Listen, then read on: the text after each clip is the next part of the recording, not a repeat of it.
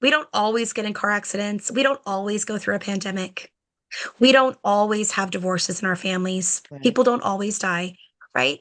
But it's remembering the children we were and what we needed, right? And I think oftentimes not only were we left alone in stories, but we were left alone without all the extra good things we needed. We might have just needed a little bit more time to understand it, or a little bit more time to cry, or a little bit more time to ask questions, because then we came to our own conclusions. And oftentimes, because children are egocentric, we think it's about us, right? Mm. Mom and dad got in a fight. It's because of me. Dad left because of me. My brother died because of me, because I said I wish that he would just go away. Well, he did. Mm. Fear stops us from achieving our true greatness. Are you a professional woman who is feeling stuck, unmotivated, or burned out? Are you worried about your wellness? Are you letting fear stop you from crushing your goals? If you answered yes to any or all of these, then this is the podcast for you. Dr. Charmaine Gregory, night shift emergency physician, burnout thriver, and wellness champion, along with everyday heroes just like you, will explore how to face fear in our lives and emerge victoriously. Hey, thanks for checking out this episode. Be sure to click the subscribe button and the notification bell so that you get notified when the next video comes out. It only takes 2 seconds to make 2 clicks. So let's do it. Let's get back to the video.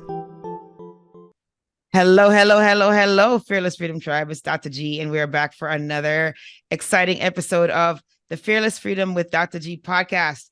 Today, we have Wysteria Edwards, and she is going to talk to you about who she is and all of the incredible things that she's doing. Take it away. Well, thank you so much. It's so nice to have the opportunity to talk with your audience.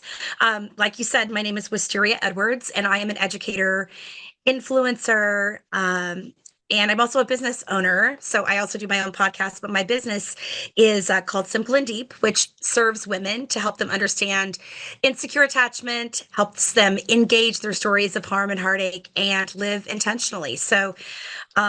And then I also just released a book based on the personal papers of Mr. Rogers, as well as my teaching experience and my own journey to heal insecure attachment. So it's a lot that's going on, but it all kind of comes back to attachment. So, and then I also teach kindergarten, like we said before we started. So I've been an educator for 24 years. So uh, it's been a journey. I've taught K through 12. So all of my practice and all of my work really comes back to the heart of what I do, which is fostering hope and helping people understand who they are and what they bring to the table. So I think that's fearless in itself sometimes, right? To Yeah, be absolutely. authentic and to engage our story. So that's kind of the nitty gritty of what I do. Okay. All right. So, what got you into teaching? Like, how did that happen? Well, you know what's interesting is I didn't have that like aha moment as a child where I was like, this is what I want to do the rest of my life, right? Like everybody has the one teacher that they'd invite on Oprah and she would like shower them with gifts or whatever. I didn't. I actually had really crappy teachers along the way. And I remember thinking as a child, I deserve so much better than this. But the first teacher that I was really in love with was my second grade teacher. And she was a brand new teacher, so full of enthusiasm and love. And Yeah. we started school on my birthday, which was really magical. And then she saw me through some pretty tough stuff. That year was the year that the Challenger exploded when it Oh, went up into yeah. space with the teacher, Mm-hmm. Krista McCullough, as well Yes. as I was in a horrific car accident where I ended up with brain damage. I hit the dashboard. My dad was, getting me in the process of putting on my seatbelt, and this guy hit black ice and T-boned us, and the rest was history. Unfortunately, in the 80s, we didn't call it a brain injury. Like we called it so Right. many other things. Like I had a mental block, or I had all these different things, but really I ended up in special ed classrooms or in resource rooms where they were pulling me out because I had so many difficulties with my fine motor and my computation. So those two things really struggled. And I wasn't completely in sped, but like I was definitely labeled with a learning disability. And no matter what I did, I couldn't get past it. Right. And Right. no one ever said to me, you know what, sweetie, you hit your head. And that is an injury to your brain. Your brain was like bleeding. It was moving in your head. No one ever sat me down. I felt like I was always left alone in a story. And that's something I'm super passionate about, is the fact that we experience developmental trauma when we are left alone in a story without an empathetic witness. We're left alone with questions. And as children, we'll come up with our own answers. So fast forward to the next year, my teacher was she was such a bully. And she made fun of children. She was just horrendously mean. Mm. And I remember as I started to study my own story and engage my own story, because like when you went to med school, right, you had tons of studying to do, education, same kind of thing. So we study everything but our own story. And we don't look for the patterns and the contours and the themes of our life. And if we really go back and look at those things, they're there for a reason. Right? It's the reason that we become doctors, teachers, the reason that we stand up and fight for the things we care about, right?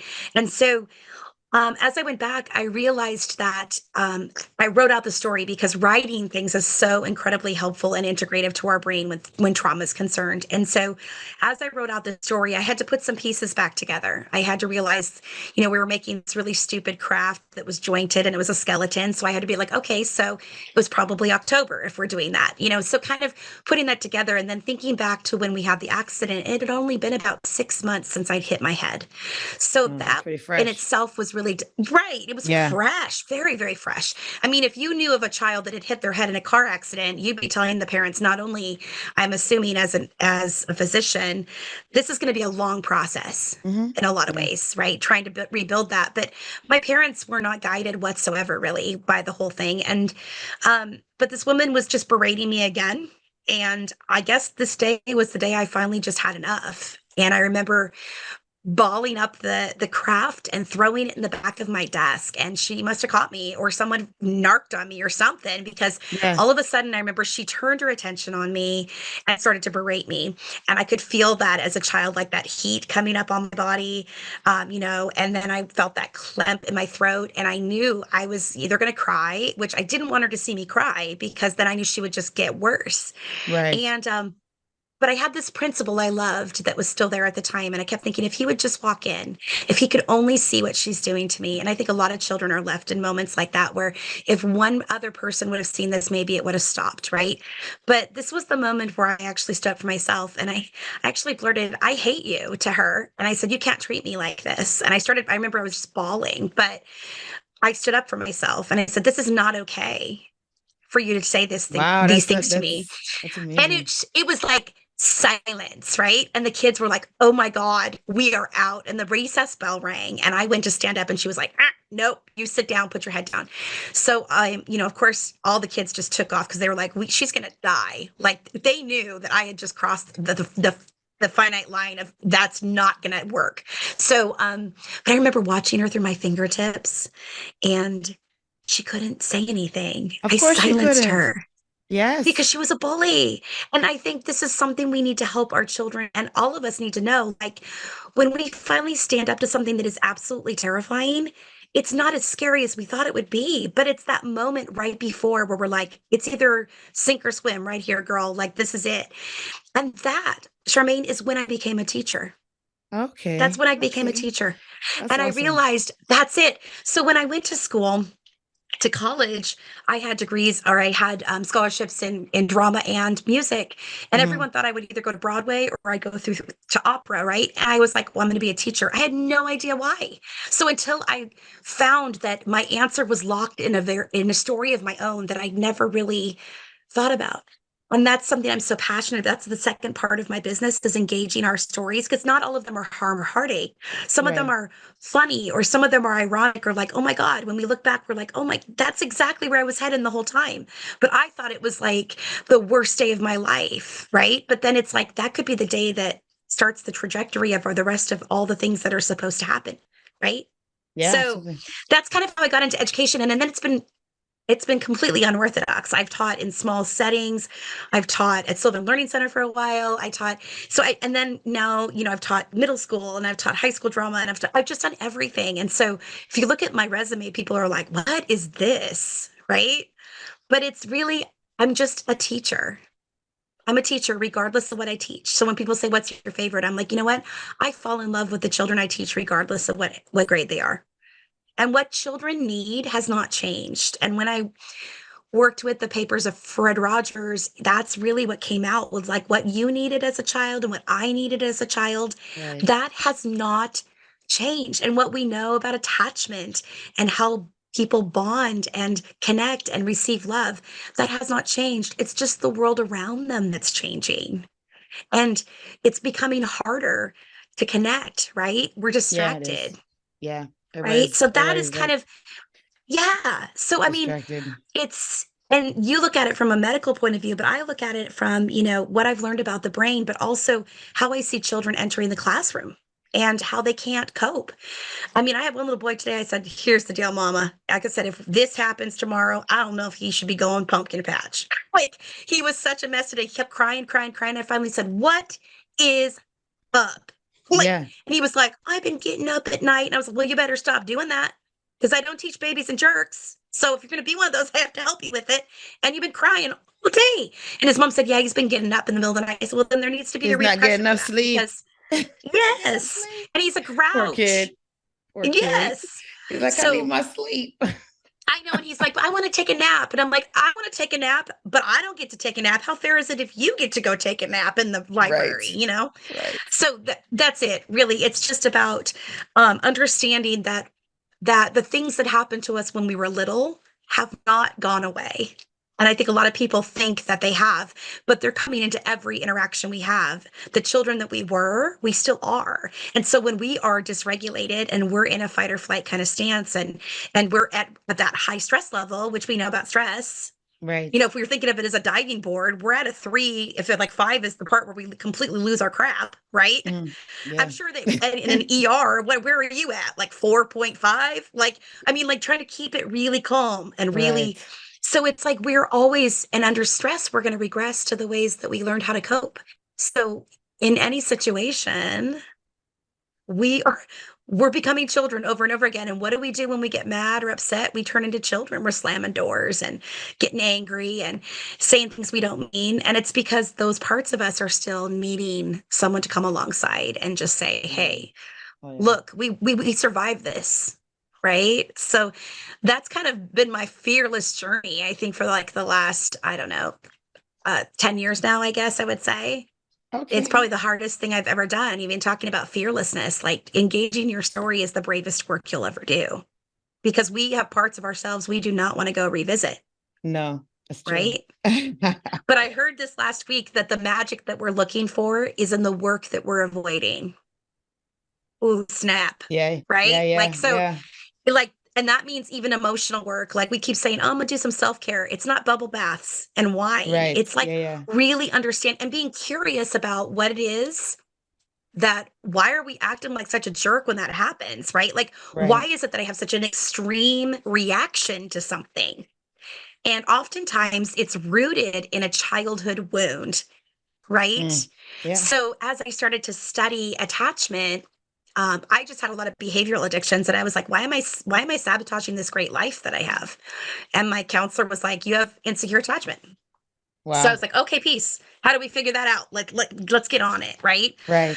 Holy crap, I had no idea what a journey that would be. But we can borrow from someone's nervous system, which is what babies do for their mamas, right? So because my counselor had a secure attachment, she could then loan it to me through our interactions. And I've done that with colleagues. And then I started to use it in my classroom and did that for children because they were coming from what we know are called adverse childhood experiences.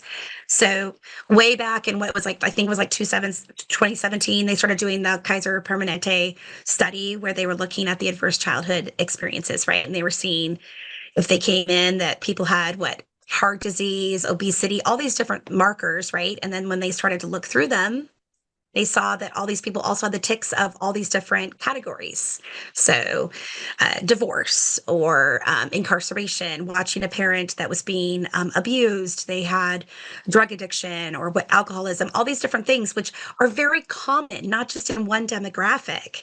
Yeah. It used to be that people were like, oh, is that in an inner city school you're working at? No, it's not just people in poverty. It's not just one demographic. It's all people. And it's funny because I moved from one side of the the city where I lived to the, or, Yeah. worked and to the other. And I was like, one, there's white people here because I worked with all Hispanic kids.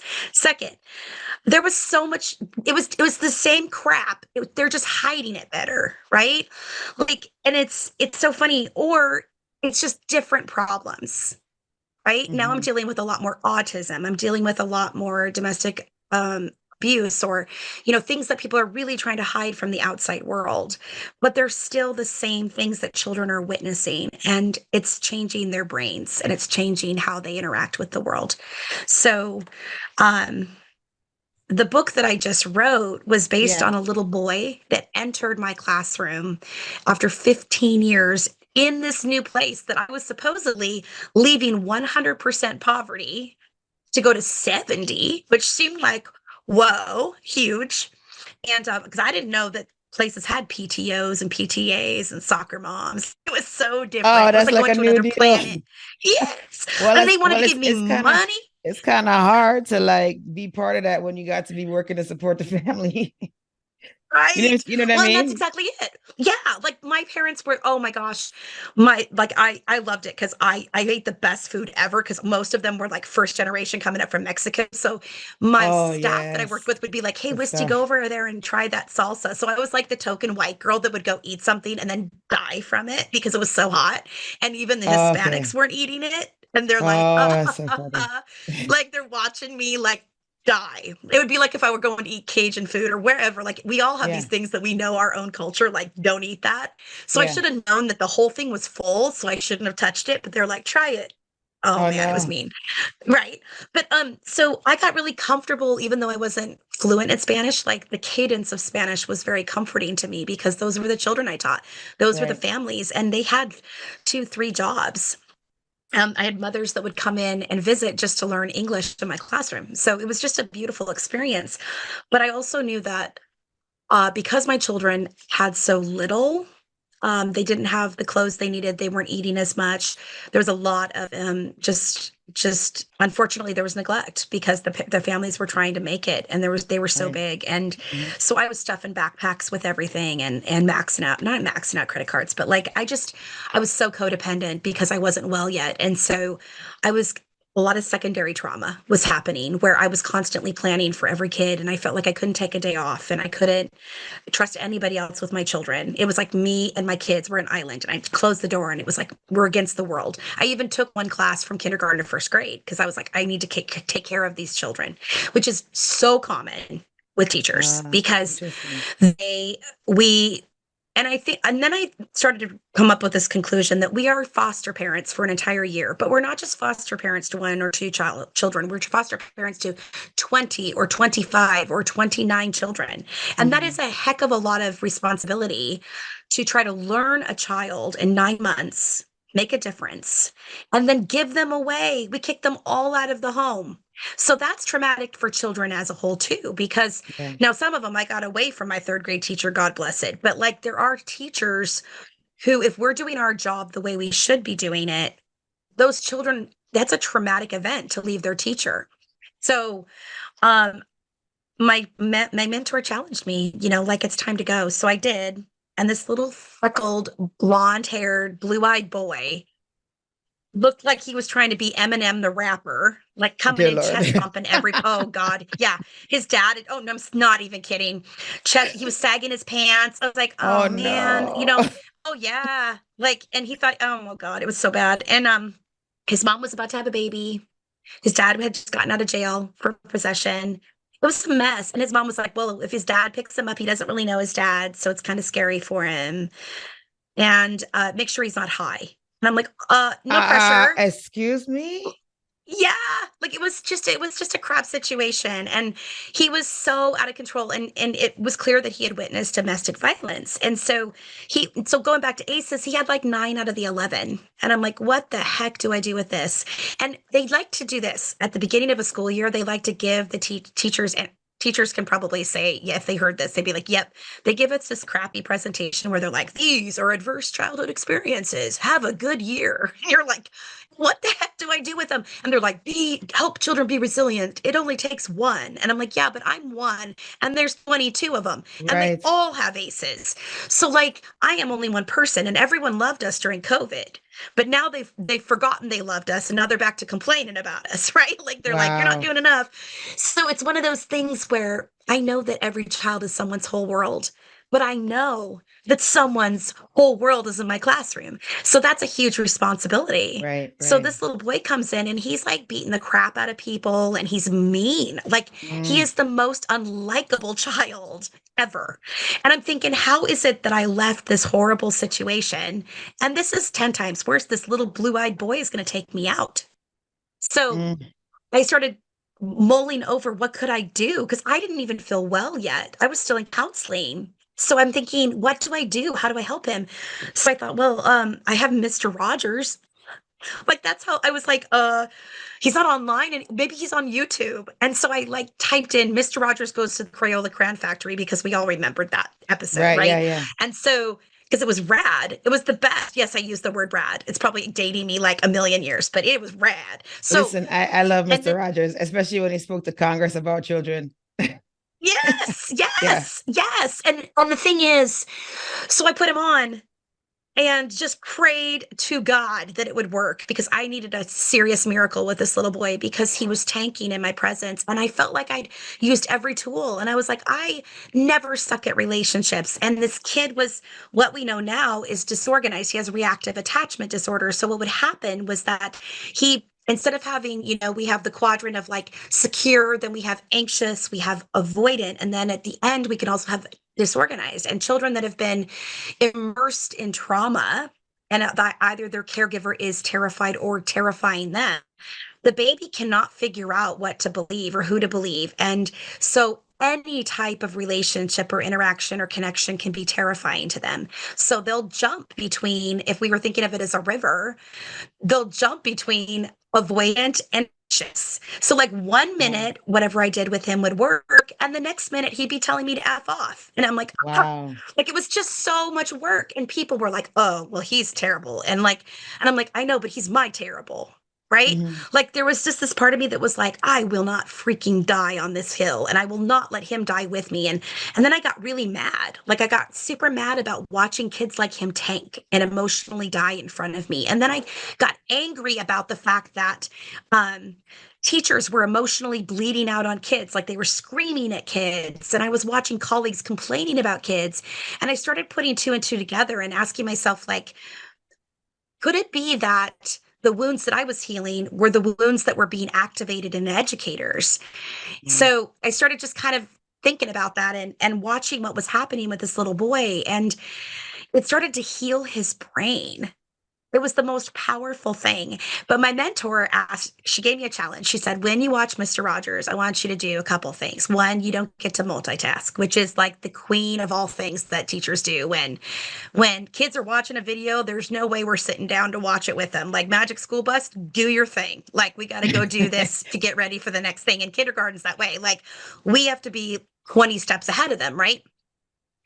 But I chose because I needed him. Like I was so scared that this little boy was going to just take me over the edge and nobody takes me out. Like I'm strong enough that I Right. know that. So like the fact that he was making me so scared about trying to figure him out um was challenging. So I was like, okay, I'll do anything. And she was a retired teacher and so I trusted her judgment. Yeah. And she said, sit down, pull up one of their chairs and model to him and to all the other children how to receive Mr. Rogers. And she said, and then I dare you to recognize that love is going to show up. And Fred never said God because he never wanted children to be excluded if they were Muslim or if they were Sure. Buddhist or Absolutely. wherever Yeah. their Yeah. their walk of life came from. Even though he was an ordained Presbyterian minister, they ordained him for television, which was so radical. So he was super radical, right? From the beginning of his work with child development. And people don't realize they need to, if they haven't seen it, the Morgan Neville documentary, Won't You Be My Neighbor? Not the Tom Hanks movie. I'm talking about the actual documentary, and it's on Netflix, I think, right now. But it's so powerful because you would see that Fred Rogers was incredibly complex. He was not as cookie cutter as people think he was. Yes, he was the same as he was perceived on television, that he just showed up as himself, but he absolutely layered everything he did. He was so careful and intentional about every single part of that show that he is teaching children things besides what he's teaching. So I trusted that. I trusted him explicitly to meet the needs that I couldn't. And that came from believing at 3 years old in my implicit memory before. So people will cry. Like you see that video of him talking to Congress. Yeah. And you cry. Yeah. You see him start talking on a YouTube video or TikTok, and all of it, people would walk in and we'd be watching Mr. Rogers and they would just stop in their tracks and just like halt. Then they'd slowly sit down. And it was so beautiful because people just stopped interrupting me and it became this really sacred, holy thing. And if someone called during, I'd be like, you know what we're doing right now, right? Like somebody better be dying or someone better be on fire to be calling during Mr. Rogers. And then it became this coveted time and non-negotiable for me. And so I was like, if we don't get to anything else, we're going to get to Mr. Rogers. And then I started showing it in order because Maxwell King wrote the book, and he's a friend of mine now, but he wrote The Good Neighbor, which was, he used 10 years to be in the archive, as well as he started the Fred Rogers, what they call Institute now in Latrobe, Pennsylvania, where Fred was from. But he wrote that book, and what's even better is that LeVar Burton from Reading Rainbow reads it as Audible. Oh, wow. So it's like the bomb. It's like Reading Rainbow. Yes. But oh my God, it was in my car. And when he gets to the part where Fred Rogers died, I couldn't even listen to it for like 2 days. I was like, I know it's coming. I know it's coming. Yeah. But he does such an exquisite job of reading it. And it was such a beautiful gift because they were friends to be able to do that for Fred. But just the intentionality of Mr. Rogers was so beautiful. And so when I went to research, I started to just use it. And then I got involved with Max and other people that knew how to get involved with going to the archive where all of it, like his puppets are there, his shoes, his sweaters, the clock, Daniel's clock, everything. It's just amazing. The trolley's there. Yeah, it's amazing. But he also has about 20,000 archives from the show, all of his scripts and notes and dreams and things. So I just asked if I could, and he left it specifically for educators and teachers that want to know more. It's not for just academics. It's really supposed to be, that was his lifelong dream after listening to his family and friends, that he wanted, not only he wanted to teach there, but his own trauma kind of chased him, and he never wanted to go to the doctor. So he was sick for 3 years before he actually got into the doctor. And by the time he found out, when they opened him up, he had stage 4 stomach cancer, which goes back to his avoidant attachment. So he also had an insecure attachment. He was avoidantly attached. So people with avoidance tend to swallow their feelings, and they will die from things like, stomach cancer and things that are kind of rotting from the inside, right? Because of the fact that they're not allowed to have waste. They're not allowed to experience emotions. And that part of their brain doesn't develop the same way as a child that has anxious attachment. So I married my opposite. And really? I'm married to a nuclear chemist. Yeah. Oh, yeah. Okay. And so, That's awesome. so it's one of those things where I literally put a feelings wheel or something in front of him, and I'm like, pick one. Try any of them. Just because the classic response of an avoidant attached person is, I don't know. Because they really don't. They haven't really thought about what they feel about it. They're logical, right?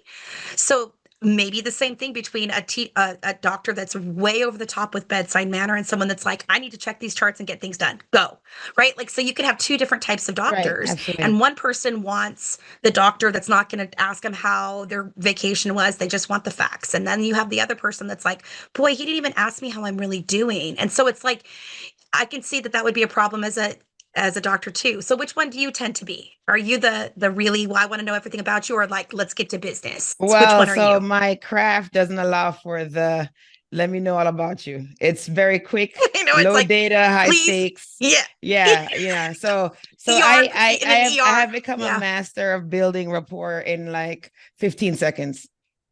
Good for you. That's amazing. I know, right? Hey, it's Dr. G, and I just wanted to take a quick moment to thank you for listening to this episode. I'm so honored to have you here with me. Did you know that I can help you to get your own podcast started? With my podcasting launch course for professionals, I walk you through everything you need to know about starting a podcast. I'm with you every step of the way, from sign up to launching your show, with 5 episodes ready to go. There's a done for you version that's also available. If you would just rather just do recordings and leave the behind the scenes work up to us, then that one is definitely for you. But either way, we've got your back here at Fearless Freedom with Dr. G. Oh, if you already have a show and you need production services, we have monthly plans available for you. So check out the links in the episode show notes for more information. Let's get back to the show.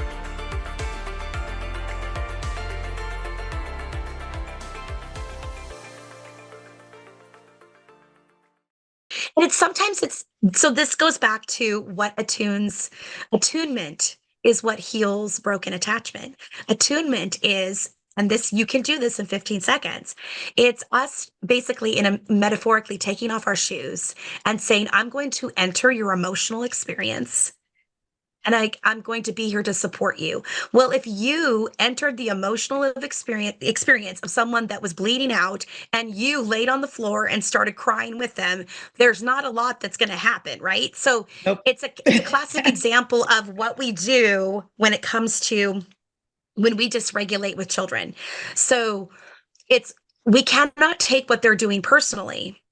Although it might be something where they're telling us how much they hate us and it's not fair and you're so mean and whatever it might be. But the thing is that that's a bigger thing that's going on. They're trying to say, I need connection, because all of us are craving to be seen, to be heard, to be known, to be found, right? So Yeah. I almost died of, I had pancreatitis, and then my gallbladder literally almost ruptured in my body last year. So I almost died twice. And I think to myself, and then I fired one of my doctors after I'd had him for 20 some years, because I kept telling him that I was in pain. I kept telling him that something was wrong, and he kept ignoring me. And then he wasn't calling me back. And this is a family physician I'd had forever. And it was really difficult to do because it was almost like I was trauma bonded to my own doctor. But I was like, you're not hearing me. You're not seeing me. Like, he just kept kind of putting it off and saying, oh, it's probably nothing. And by the time my surgeon took my gallbladder out, it literally ruptured in his hands. It was that bad. So my new doctor keeps apologizing to me for being thorough. And I'm like, oh, you have no idea. Like, he sat there and I watched him clean up my file of years and years and years of negligence. And it's funny because now I just feel so loved.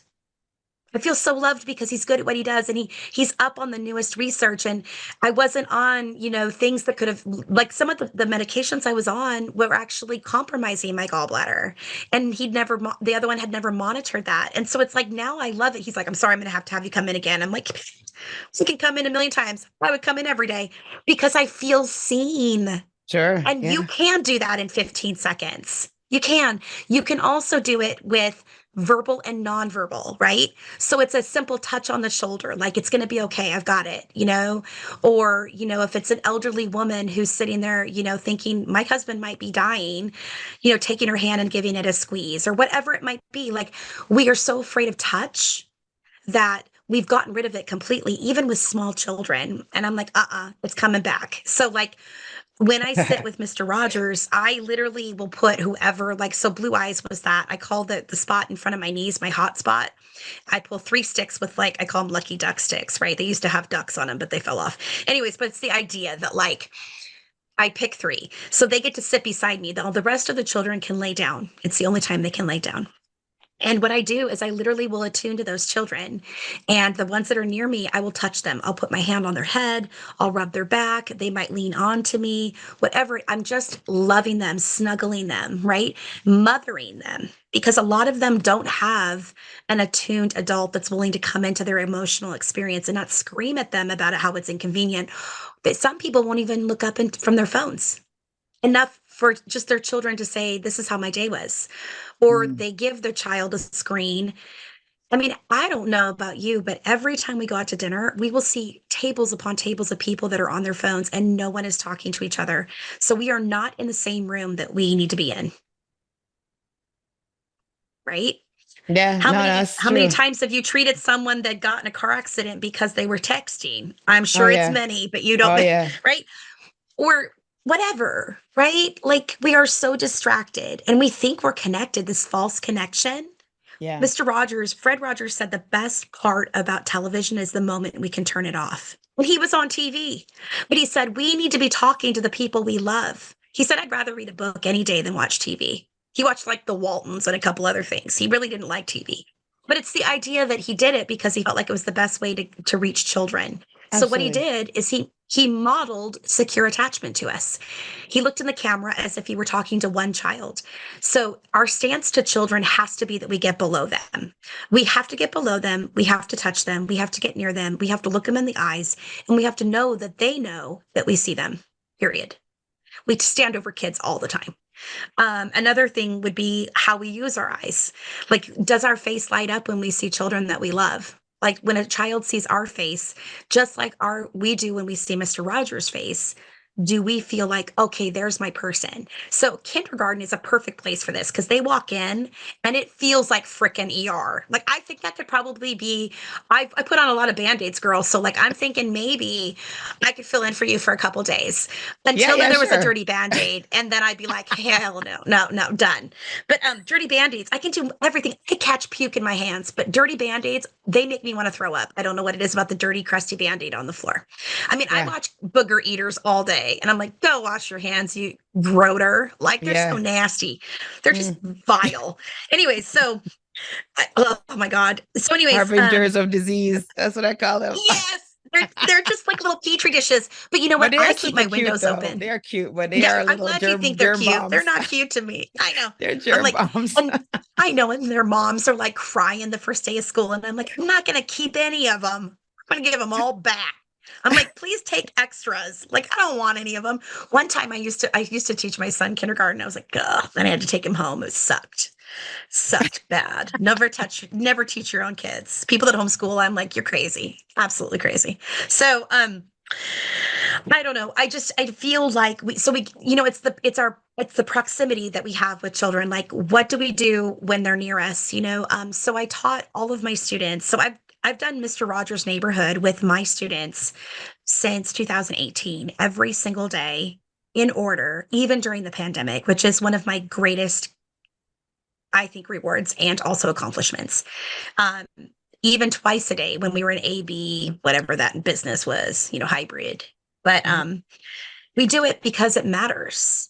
We do it because it's necessary. We do it because they need to know that there are men in this world that aren't going to violate just because Right. they're interested in children. We've gotten so weird about this. Yeah. Like, Yeah. and I get it. And I have tremendous compassion for all of the things that have happened, but not every kind man is going to be a pedophile. And it's Right. kind of how we see the world now. And it's so sad. And so I don't endorse Daniel Tiger's Neighborhood as a cartoon because they need Fred. They need him looking at the camera and being kind with his eyes. And he had these big, big, beautiful blue eyes, and he looked at them, right? And he's modeling how to greet someone. He always introduces us. He always comes back through the door again. And things that have really been solidified for me, such as some of the things are that, grown-ups that love you always come back for you. Always, because they want to. So when you have the deadbeat mom or the deadbeat dad, I say, you know what? They're being selfish. Your daddy's being selfish. And it has nothing to do with you. Nothing. And there are people right here that love you who will always show up for you no matter what. My grandma. Yeah. Your grandma is one of those people that just takes really good care of you, And it's okay to be angry at daddy for doing that. It's okay. It's okay to be angry. It's okay to be sad. Just like we are. So grown-ups will lie to children because they're uncomfortable with it, not because it's good for kids. Like they'll say the dumbest stuff. I don't know. I'm sure you come up across some of those dumb things, but like Fred said, stop saying that grandma went to sleep and didn't wake up when she died because now they're afraid to Right. go to bed. Exactly right. Like people are so lame. Like I'm like, you're uncomfortable. So COVID, I told them, you know what? COVID is an adult problem. And adults that love you are going to keep you so safe. And you never have to worry about COVID. So there's times where children come to me and they're trying to cope with the world because they have mommies that are emotionally unwell, right? Or Sure. daddies, and they're used to being enmeshed. They have these little parentified relationships. And so I really work on them. Like, how old are you? I'm 5. Oh, okay. So here's the deal. Do you trust that I'm a wise adult? Does Mrs. Edwards love you? Yes. Okay. So I will let you know if I need your help. And I just want you to enjoy being 5. And I often say to mom, uh-oh, you're doing it again. Everybody hand me back the teacher because they all want to be bossy. And so they pretend to throw it back at me. And I'm like, okay, good. Somebody was trying to do my job, but like, I'm just trying to help them be kind. I don't want to, the world, I just say the world does not need more jerks. And I tell them the truth. That's another Fred hallmark. Tell children the truth. They can handle it. They can. They can handle it. My favorite. So in the book, I have this part where this little girl in the middle of freaking math, of course, because children are so good about that. But she's like, "Is Mr. Rogers dead?" And it's like record scratch, mic drop, Right, like right. and all of them look horrified. And Chase is like, "We saw him yesterday." Like they're devastated. Right. So the uncomfortable adult could choose to say, "Oh, no, he's there and he's going to come through and he sees us," and make it all magical. And Fred hated that because kids would walk up to him on the street and be like, "My dog died."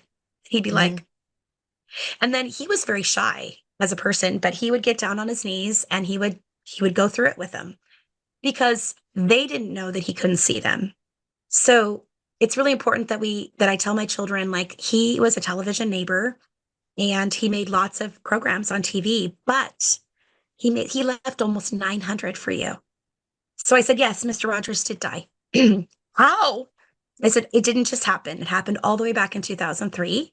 And he had cancer in his tummy. Do you guys know what cancer is? Oh, yes, my grandma had cancer. Yeah.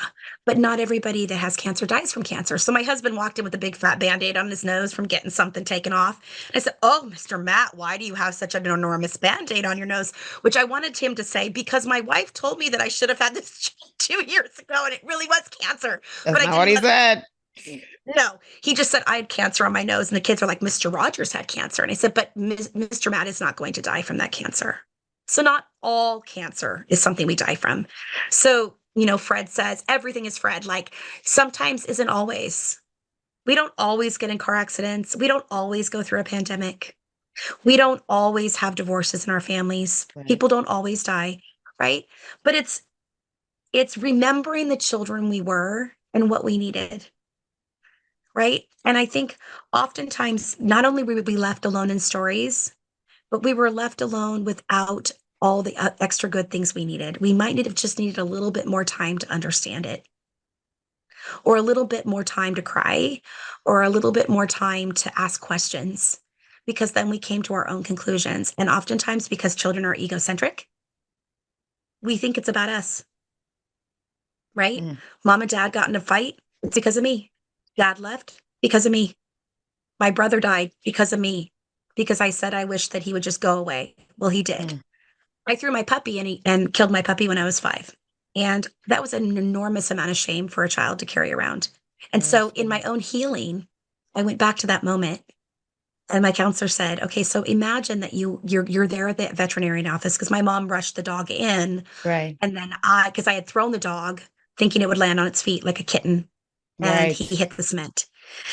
And he had blood coming out of his nose. It was horrifically traumatic, like so traumatic. But no one came out. Yes, no one came out and said to me, "Sweetie, you had no idea that would happen with your puppy." Right.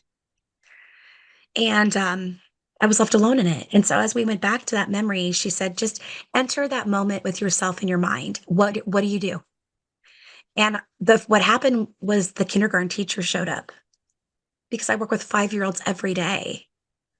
Right. And so I imagined myself coming to this little girl and saying, "Lucy, I'm here and I'm you all grown up, and you survived this." Because our trauma, our brain is trying to figure out why something happened. And so our amygdala, like, it doesn't know time. So every time we rehash it, we're just re-traumatizing ourselves. Right. So I feel as though people need to recognize, if you're going to rehash it, go back with the process of healing it, not just mulling it over all the time, right? So yeah, so I was able to say to this little girl, like, I'm so sorry that you were left alone in this story. So if we look at anything, I feel like, just to kind of sum up all of this, it's really the most fearless thing I've ever done was to ask myself questions about, who am I? And Mm-hmm. why do I have these reactions? And why do I tether to unavailable people? Or why do I stay in situations too long when people are hurting me? Mm. Why I realized as I looked into my story, I presented this weekend to a bunch of teachers and all of them were sobbing. And at the end, they all had crazy moms. And I was like, you know what? Sometimes the hardest thing we'll ever do is to untether from the one person that was supposed to love us but didn't do it well. Yeah, of course. You know? Yeah. But a lot of people are like, but it's my mom. And I'm like, but if your mom was your abuser, you have to make peace and become that mother for yourself first. Like you have Yeah. to love yourself enough to know what you'll tolerate or not tolerate, regardless of who it was. But that's the hardest wound because attachment is our first heartbreak as a child. And so I truly believe, Charmaine, that like every single thing that happens later leads back to that. All violence, all adversity, all of it leads back to brokenness, right? Like someone not realizing that they were loved. And then we pass it on. So that's why we have alcoholism. Now we're looking at epigenetics, all those different things. We pass it on. So now you're treating it in the hospital. You're treating, Yeah. and I'm treating it in the classroom over and over again. But it can be done. Like I went from insecure attachment to secure attachment. That's what's so beautiful about the brain, right? It's the plasticity of the brain. It can be rewired. Yeah. It can be remolded. And what an amazing gift that is in any situation. The fearless thing of knowing this might hurt like a serious mofo while I'm going Oh through it, yeah, but totally. eventually, yeah, but eventually it's going to be worth it, right? Just like if a bone breaks, or whatever it might be, it's going to really hurt for a while. But I promise that there is such freedom on the other side of it. And then you're able to say to someone, hey, I have the answer, like come along. And to kind of conclude, like I asked people that knew Fred, like, what did he study?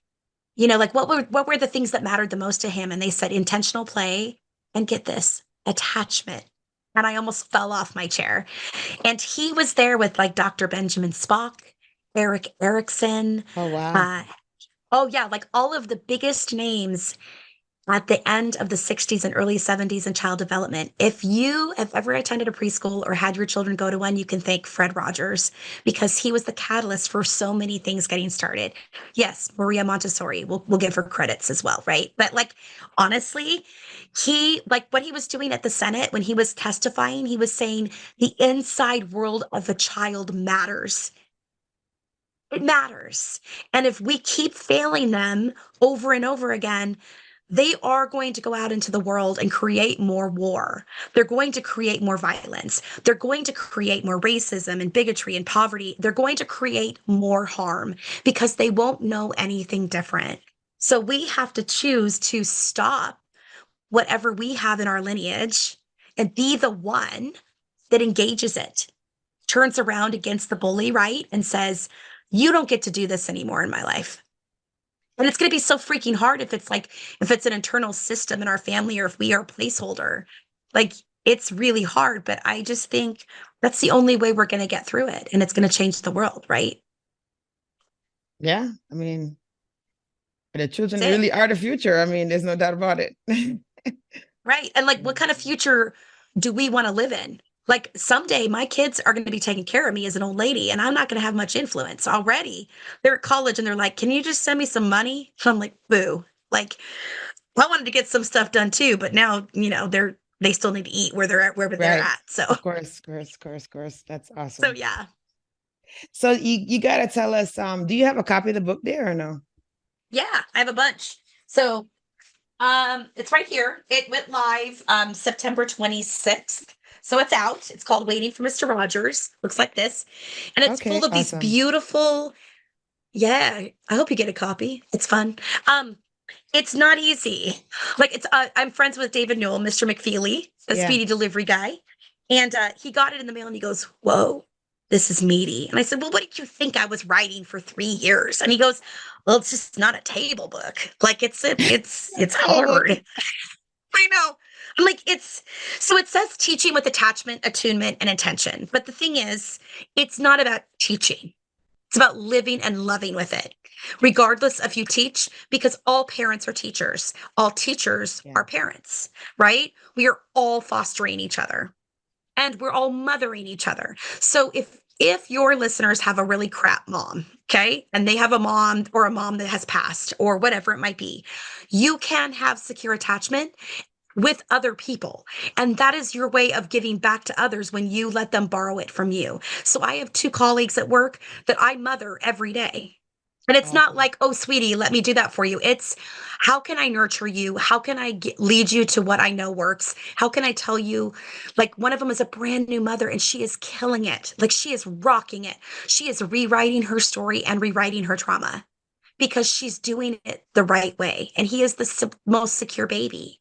So awesome. it doesn't mean that we have to pass that crap on, but we have to know about it. So as we've talked together over the years, this is the other thing I believe about stories. They need to be named, they need to be articulated, they need to be pondered, and then they need to be blessed. And I'm not saying blessed like, oh, I'm so glad this happened to me. No. What I'm saying is that isn't happening again, damn it. Or I'm going to rewrite this. Like my kids aren't going to have that. And like, not just like being ridiculous about it, but like the same little boy is now in 5th grade that I wrote this book about. And there's full of lots of children that I taught, but the Blue Eyes specifically, my little thug eventually was chest bumping. Like he literally, in fact, he even during his kindergarten year pushed his favorite little girl up against a wall and was reenacting the domestic violence that he had seen his father do to his mother. What do we know about trauma? Our body swallows it. Our nervous system swallows it. So those big reactions we have under weird situations or that deja vu we feel or the unease that we have in our body, that is our nervous system communicating to us. But we've gotten really good at pretending it's not there. Or it's just my personality. No, it's trauma. Developmental trauma is different than what we think it is. It's woven into every facet of our life. So fast forward to now, his father has decided to abandon him and not want anything to do with him after finally coming back into his life. And so he's tanking, right? But I know that I am his neighborhood. I am his safe place. And so when he's hurting, the first thing he says is, I don't want to see Mrs. Edwards. I don't want to go down to kindergarten. So people are believing it. And I want to say, first of all, I know this kid better than I know my hand, and we healed together. Because not only was his brain healing, I was healing. And when he told me about his dad, I said, I want you to say out loud to me, your dad is a fool. Say, my dad is a fool. Say it out loud. Your soul needs to hear you say it. My dad is a fool. And I said, and here's the deal. I want you to promise me one thing. I said, first of all, before I do this, I said, I want you to know I will never abandon you or forsake you. I will never, ever be a person that gives up on you. I don't care what you do. I'd really prefer that you don't do things that are illegal. Okay. And be a good person when you grow up. I said, but I will always come find you. And honestly, I'm telling you, not him. I would see him if he had plexiglass and I had to talk to him through a phone. Like he'd be like, oh man, my teacher's here again for visitation. You know what I'm saying?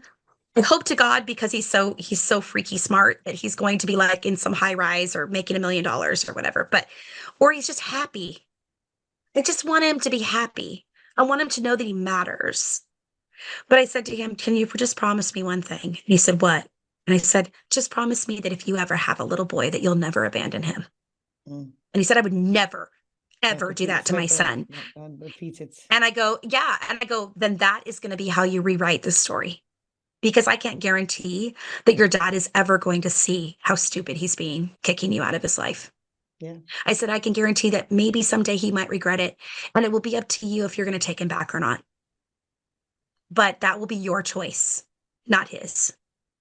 So you see, like giving children their voice back, if they've been silenced, giving us our voice back if we were children and we were silenced through abuse or neglect. Right. So that's what this is about. It's about, one, remembering the child we were that watched Fred, Like oh my God, we are so freaking lucky if we grew up with Fred. Now I have to introduce children to him. Think about this. Fred Rogers has been off of this planet for like almost 21 years. Yeah. That hurts me to think about that. That does not just hurt. Like children have lived in a world without Mr. Rogers for 20 some years. And it's not about becoming him. It's about really understanding that what it is that he did is super simple and deep. So he had a quote that I used for my business.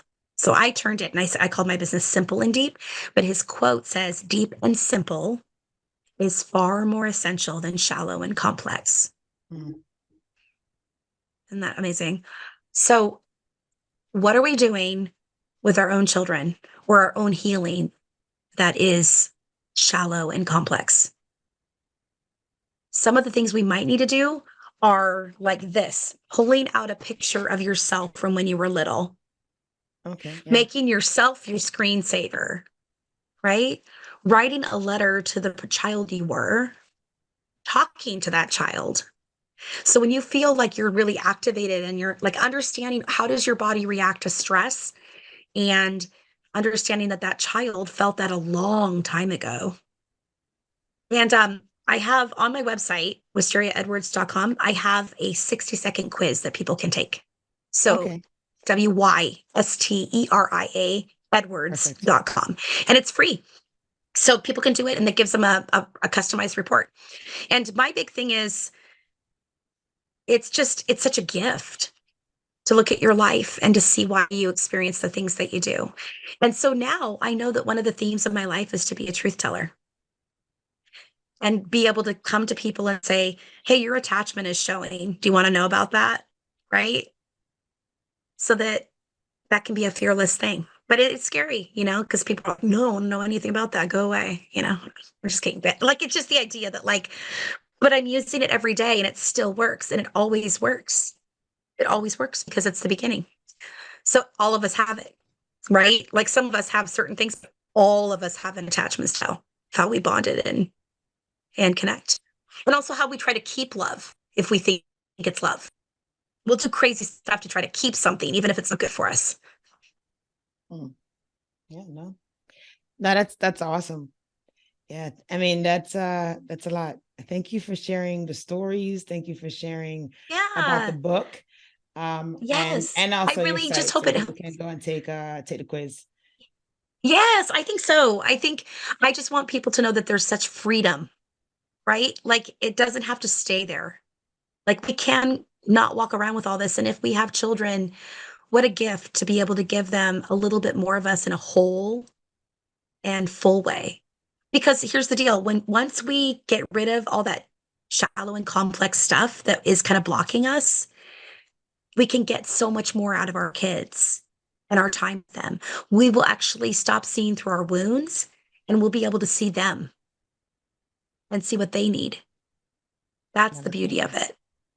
Yeah. Thanks so much for having me. I really hope that Yeah. this helps at No, least one person. I know. I think it will touch more than one person. But we have a tradition on the show that we need to do Yeah. before we, Which we I take off. loved. I told you. Yeah. Yep. So they're fill in the blank questions, right?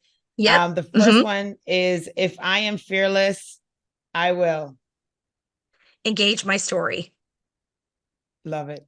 Love it. Love it. Love it. Yeah. The And do next it through one. writing. Okay, go Do ahead. it through writing. That's a big one.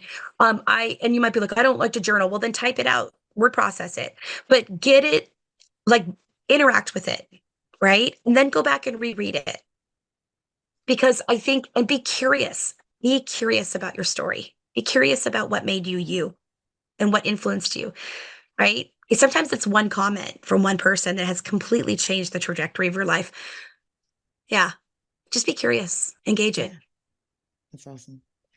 Then the next one is to me, fearless freedom means Radical self-awareness, really, like just understanding that and having compassion for yourself and understanding that it's okay. like, okay, so I had to really, especially doing the work with Fred, my counselor was like, you're going to have to give yourself a lot of grace as you study the work of Fred, because a lot of my behavior addictions emotionally abandoned my own children.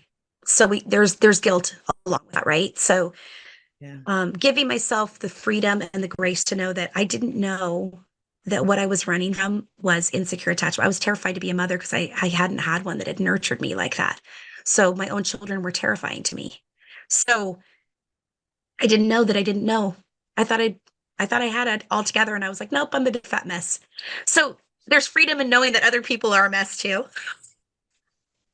Fair. right? That we don't all have to have it perfect, but being honest with it. Like, I'm a beautiful disaster. Is anyone else here that way? Like it's life, right? But giving yourself freedom to know that it's okay. Yeah, indeed. And then the last one is my battle cry is. I love that. My battle cry is definitely that simple and deep is always best. It's the best way to go. Like, the more shallow and complex you make something, the more it's probably not the answer. Mm. Yeah. And also when things are shallow and complex, it tends to be that we're very dysregulated. So we're probably not in the place where, like, the parasympathetic nervous system, if you think of it like I always think of it like layered dip, right? So if we want to be right in the center of that, if we cannot fully function.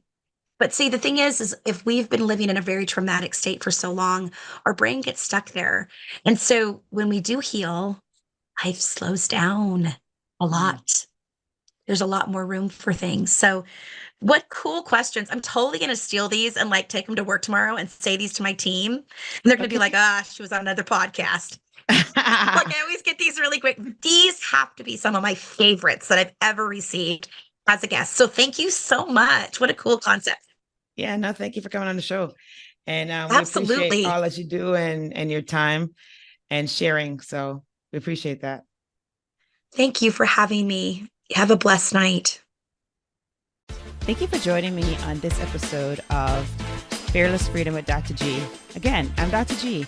And if you like this episode, be sure to subscribe so that you can get notified of when the next episode is going to be. And also, I'll catch you next time.